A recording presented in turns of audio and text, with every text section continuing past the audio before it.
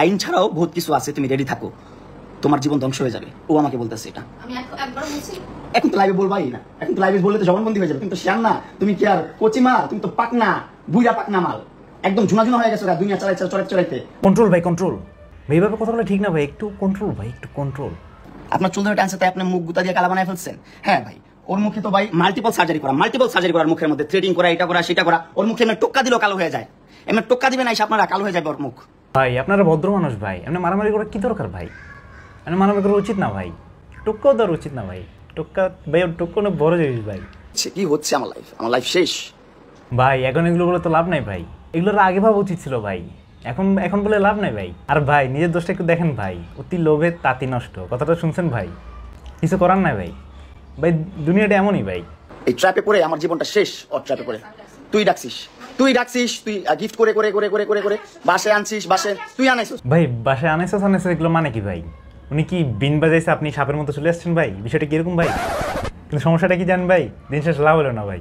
তোর বাসায় না আসলে তুই মামলা তুলবি না, এটা করবি না, সেটা করবি না। এখন বলতেছে না আমি তোর মামলা তুলবো না, তুই কি করবি করে নে, তোর মামলা তুলবো না। ভাই আমরা আপনার ফ্যান ভাই, আপনার উপর ফুল সাপোর্ট আছে ভাই, আপনি পারবেন ভাই, মামলা তুলতে আপনি পারবেন। 4টা বছর তোর চিন্তা কে অনলাইনে, তোর কে চিন্তা? চিনাইছ, অবশ্যই চাইছিস, নিশা ছিল ভাইরাল হওয়ার, এখন ভাইরাল হইছস, এখন আর সময় দরকার নাই, এখন এই পড়ালে গ্রোস। তবে একটা কথা তো সত্য ভাই, এর আগে শুধু আমি আপনাকেই চিনতাম, শুধু আপনাকে, ছোটবেলা থেকে এখন পর্যন্ত শুধু আপনাকে, আর কাউকে চিনতাম না ভাই। এখন তো আপনার কারণে রাহেলা আপুকেও চিনছি ভাই, মানে আন্টি করে একবার একটা ম্যাচুর মানুষ না ঘুরতে দেখছেন ওরে, একবার একটা ম্যাচুর মানুষ না ঘুরতে দেখছেন? আমার না ঘুরছে, ঠিক আছে, আমার ভালোবাসা ঘুরছে, এন্ড আমি ওর প্রতি উইক হইছে আস্তে, ঠিক আছে, সবকিছু মানলাম। কিন্তু দিন শেষে দেখা গেলো কি, আমি যখন সরে গেলাম, আমার সাথে ব্রেকআপ হলো, ব্রেকআপ পর আবার চ্যাংড়া পোলা পাই না ঘুরে, লুচ্চামি করে, নষ্টামি করে, পুরো সোশ্যাল মিডিয়াটা ধ্বংস করতেছো ভাই। আপনি ওনারা নিয়ে এগুলো বলতেছেন ভাই, আপনি নিজেই করতেছেন ভাই। আপনার তো অনেক ভালো মনে করতাম ভাই, আপনাকে যখন আমি শুরুতে দেখতাম খুবই ভাই, আপনাকে আইডল হিসেবে মনে করতাম ভাই। আপনি এগুলো কি বলতেছেন ভাই, খুবই খারাপ লাগলো ভাই।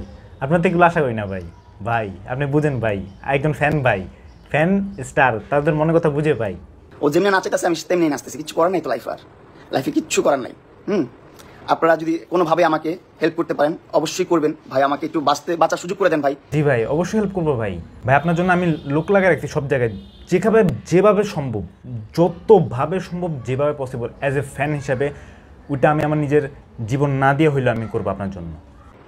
আমার নষ্ট হওয়ার পিছনে বা আমার শেষ হয়ে যাওয়ার পিছনে একমাত্র লেলা দেয়, লেলা ছাড়া কেউ দেয় না। আপনার জন্য আসলে খারাপ লাগতেছে ভাই, কি দরকার ছিল ভাই? সুন্দর একটা জীবন ছিল আপনার, তিলবে তাঁতি নষ্ট ভাই। মানুষ মদ খাও, গাঁজা খাও, কি না করো তুমি, নেশা করে বাচ্চা কোথাকার। অবশ্যই চলো, তোমার রগে যদি পাওয়া যায়, তোমার রগে যদি নেশা পাওয়া যায়, তোমার রগে যদি গাঁজা পাওয়া যায়, তোমার রগে যদি মদ পাওয়া যায়, কি হয় বলো? করবো, আমারটা পাওয়া যাবে, আমি বললাম, কিন্তু তোমারটা পাওয়া যাবে 100%। তুমি আমার সামনে বসে খাইছো ভাই, আপনারটা পাওয়া যাবে মানে? আপনাকে তো ভালো মনে করতাম ভাই, না ভাই, আপনিও যদি এগুলো শুরু করে দেন ভাই, আমরা কই যাবো ভাই? ভাই অ্যাজ এ ফ্যান হিসেবে আমরা কি শিখবো ভাই আপনার থেকে, যদি আপনি এগুলো এখন করেন ভাই? আপনাকে বলে মনে করতাম ভাই। ভাই আপনি ভাই কষ্ট দিলেন ভাই, আসলে কষ্ট দিলেন ভাই। আমরা এগুলো থেকে দূরে থাকার চেষ্টা করি ভাই, এসব মদ গাঁজা হ্যান ত্যান যত কিছু আছে ভাই, দূরে থাকার চেষ্টা করি। 5টা মামলা করে রাখছে ভাই, 5টা মামলা। ভাই এমনি ভালো থাকা যায় ভাই? আপনার এই সমস্যা ভাই, আমরা কেমনে ভালো থাকবো ভাই? আমরা ভালো থাকতে পারতেছি না ভাই। আমরা অবশ্যই যাবো, আপনাদের এই ঝামেলাটা যত তাড়াতাড়ি সম্ভব তত তাড়াতাড়ি মিট হয়ে যাক, আপনারা আবার সেই আগের একটা সুন্দর সংসার করেন।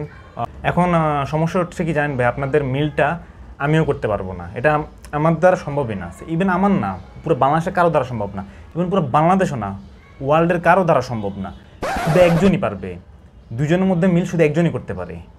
আমি বলি বন্ধুদের সাথে কি গায়ে হাত তোলা হয় না? বলো, দুই বন্ধু দুজনকে সরি বলে আজকে আমরা এরপর থেকে আমাকে ওয়াদা দিতে হবে দুজনে যে আমরা এই টপিক নিয়ে আর কথা বলবো না, আর তোমাদের যত লাইভ আছে সব তোমরা ডিলিট করে দিও।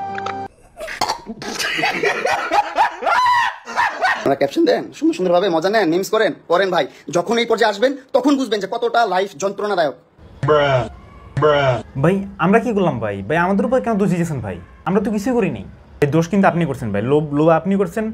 ওই যে কি যেন গিফট না কি যেন কথা বলতেছেন না, আমি জানি না, কিন্তু দোষ কিন্তু আপনার ভাই।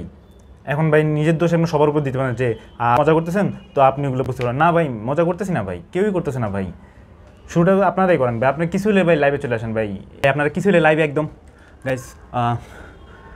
আমার 140টা সাবস্ক্রাইবার ছিল, আমি জানি না আজকে 1 সপ্তাহ প্রায় 2 সপ্তাহ হয়ে গেছে, কিন্তু আমার একটা সাবস্ক্রাইবার বাড়তেছে না কেন আমি বুঝতেছি না। এটার ভাই ওটা মানেটা কি আমি বুঝতেছি না, খুবই টেনশনে আছি, খুবই কষ্ট লাগতেছে এগুলো নিয়ে। অ্যান্ড আগে ভিডিওতে ভিউজ আসতো 20টা, এখন আসে 21টা, এখানে আবার একটু খুশি আছি আলহামদুলিল্লাহ।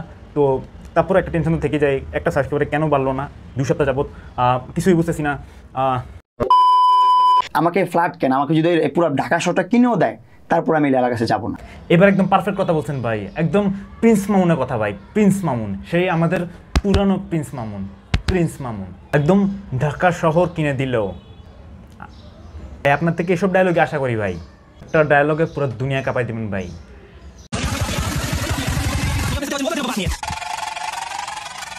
আমাদের মামুন ভাই আগে কত খুশি ছিল ভাই, এখন মানে কী থেকে কী হয়ে গেলো ভাই, আপনার জন্য আসলে খুবই কষ্ট লাগতেছে। বাট আমি একটা কথাই বলতে চাই যে টেনশনের কিছুই নেই, কারণ আমাদের মামুন ভাই কাজে করছে, এখন আদালতে চলে গেছে। দেখেন ভাই, ভাই খুবই ব্যস্ত, খুবই এখন অ্যাগ্রেসিভ, খুবই আক্রমণাত্মক একটা মুড নিয়ে আসে, যখন যে কোনো কিছু করে দিতে পারে। এখন আপনারা বলতে পারেন যে আমি কেন লাইলার ব্যাপারে কিছু বলে নেই, এটা অবশ্যই একটা যুক্তিসঙ্গত কারণ আমার কাছে আছে, কারণ মামলার ভয় সবারই থাকে ভাই, মামলার ভয় সবারই থাকে ভাই। আমি মামলা খেতে চাই না ভাই, আমি মামলা খেতে চাই না। আসলে আমার মনে হয় দোষটা প্রিন্স মামুনের বেশি। কী দরকার ছিল ভাই যাওয়ার, এসেন ফাঁসছেন, এখন বেরোতে যাচ্ছেন, বেরোতে পারছেন না, সমস্যা তো এখানেই ভাই। আই হোপ আপনাদের ভিডিওটি ভালো লেগেছে। যদি ভিডিওটি ভালো লেগে থাকে তাহলে এখানে থেকে আরও ভিডিও দেখতে পারেন। আল্লাহ হাফেজ। সাবস্ক্রাইব।